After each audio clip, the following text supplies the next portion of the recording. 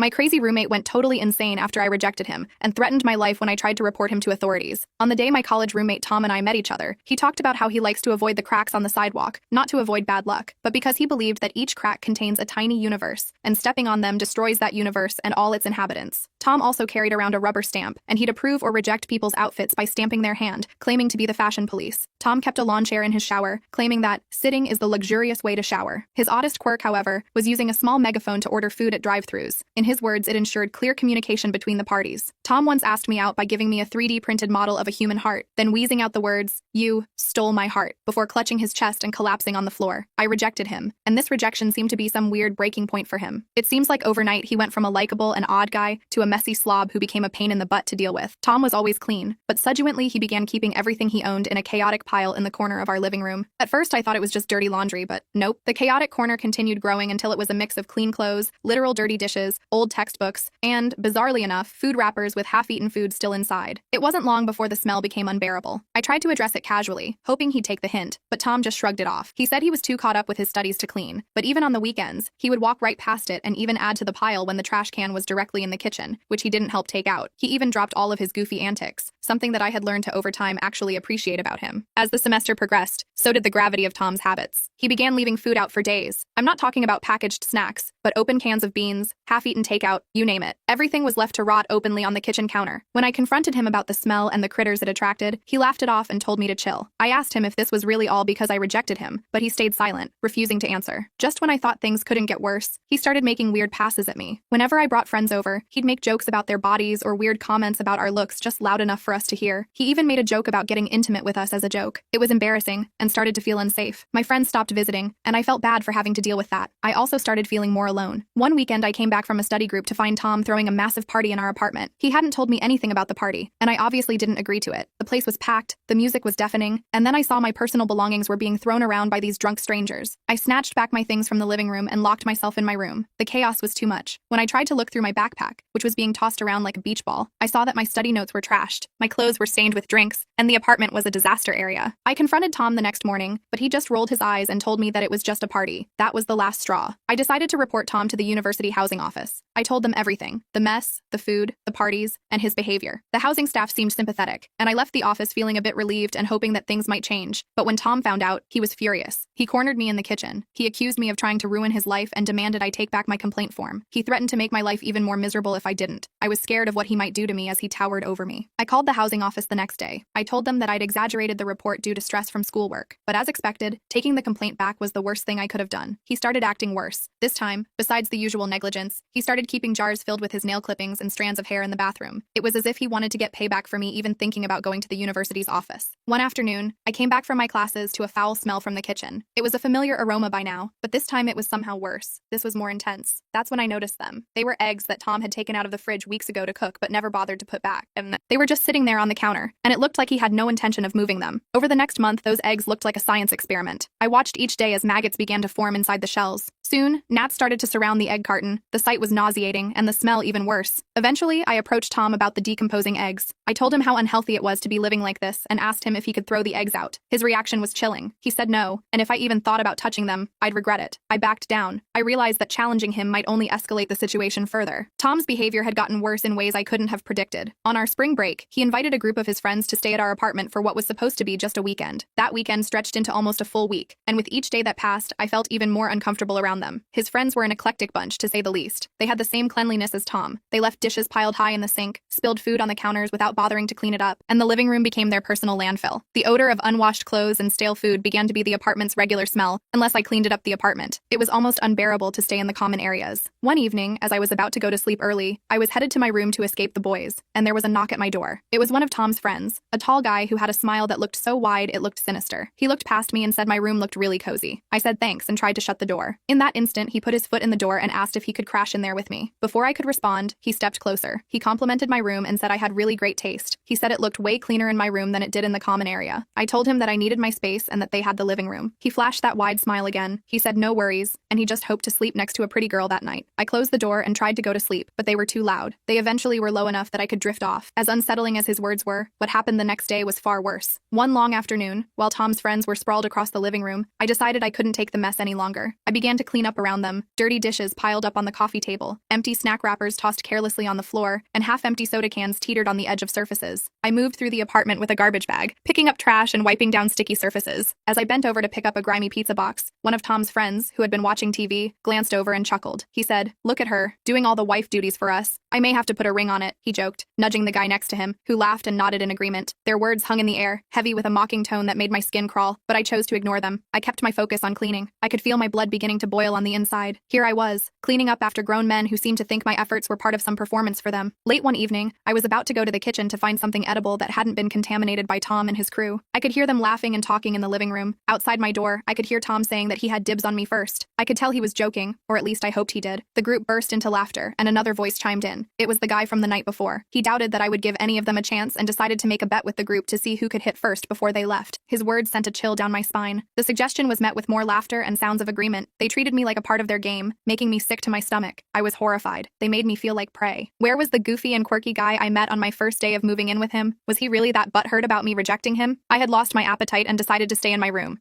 I locked the door and pushed my dresser against it for good measure. My heart pounded against my ribs, and I broke out into a cold sweat across my forehead. I knew I couldn't get much sleep that night. I couldn't even go to the university housing office to file another complaint because they were out for the holiday. I couldn't call the police because what would I tell them? Arrest these guys because they made me feel uncomfortable and present no proof but word of mouth. And I knew if I told on Tom, he would continue making my life a living hell. That night, the apartment felt more like a prison than ever. Every noise felt like a potential threat. Every laugh or shout made me jump. I stayed awake, lights off, sitting against my bed with my phone clutched tightly in my hand. I texted my friend about what was happening. They offered to come and get me, but the thought of walking out past them in the middle of the night was too terrifying to consider, especially after how he treated my girlfriends before. I could only imagine what his friends would do to them. As the hours dragged on, the sounds from the living room eventually faded as they fell asleep one by one, but I still wasn't comfortable going to bed yet. By the time dawn broke, my eyes were gritty from lack of sleep, and my body was tense from hours of fear. The next morning, I packed a small bag with essentials and waited for a moment when the apartment was quiet. As soon as I heard the last snore fade away, I slipped out of my room. I unlocked the front door and slipped out without a sound. I didn't return until I got a text from Tom later that day, simply reading, "They're gone." The message was supposed to bring relief, but all it did was remind me of how unsafe I felt and how deeply Tom had betrayed my trust by allowing and encouraging their behavior. One evening, I came back to wash my clothes and continue staying with my friends for a while. When I got back to the apartment, I found a new addition to his collection of horrors, a small jar containing what looked like teeth. I couldn't tell if they were human or animal, but that sight was the final nail in the coffin. I couldn't live like this anymore. I was determined to put an end to this, so I started gathering evidence. I took photos and videos of the apartment's condition and his bizarre collections and recorded audio of his late-night rants and parties. It took weeks, but I carefully documented everything. I wanted to make sure I had undeniable proof of the living hell I was going through. One Wednesday afternoon, I knew that Tom was going to have a 3-hour lab. I decided it was the perfect time to gather more evidence from his room. I slipped into his room, phone in hand, ready to document every bizarre and disturbing detail. The room was a horror show. Dirty laundry was piled high in one corner, old food containers stacked in another, and the infamous jars of nail clippings were lined up on a shelf, each labeled by date. I began taking pictures, the camera shutter sound muffled by my thumb pressing firmly on the speaker. I moved carefully, making sure everything was left exactly as I had found it to avoid any suspicion. As I was crouched down, photographing a particularly moldy sandwich that had been left on the floor, I heard the front door of the apartment swing open with a creak that spiked my heart rate instantly. Panic surged through me. Tom was home. The lab must have ended sooner than expected, or maybe he skipped it altogether. My mind raced as I scrambled to think of an excuse for being in his room. I quickly tucked my phone away and stood up, trying to look as casual as possible. I straightened a few items on his desk, pretending to be tidying up a bit, something he knew I did compulsively in the shared spaces, hoping this would cover my real intentions. Tom's footsteps approached. I held my breath, praying he would head straight to the kitchen or bathroom first. Fortunately, the universe was on my side for once, and I heard the fridge door open, and then the familiar sound of him rummaging through it. Seizing the moment, I slipped out of his room just as quietly as I had entered. I closed the door with the faintest click and made my way to the living room, picking up a book from the coffee table and trying to appear engrossed in it as Tom finally came into view. He jokingly asked if I was doing some spring cleaning, and I told him that I was just keeping busy, trying to sound less nervous. He let it go and went to his room. I breathed a sigh of relief. I finally had everything I needed. Armed with my evidence, I went back to the housing office. This time, I was adamant that I wouldn't be swayed into retracting my complaint. I laid out everything, from the photos of the rotting food to the recordings of his unsettling comments. The housing office was horrified. They acted swiftly this time. Within days, an official inspection was conducted, and Tom was found in violation of multiple housing policies. The evidence was overwhelming, and finally Tom was escorted out of the apartment by campus security. I was moved to a new dorm room, one where I had no roommate. The university apologized for not taking more immediate action and assured me that they would review their policies on handling such complaints. Looking back, I learned a lot about standing up for myself. It was a nightmare scenario, but enduring it and fighting back taught me about resilience. I'm in a better place now, literally and figuratively. I've since focused on my studies and am looking forward to a peaceful rest of my academic career.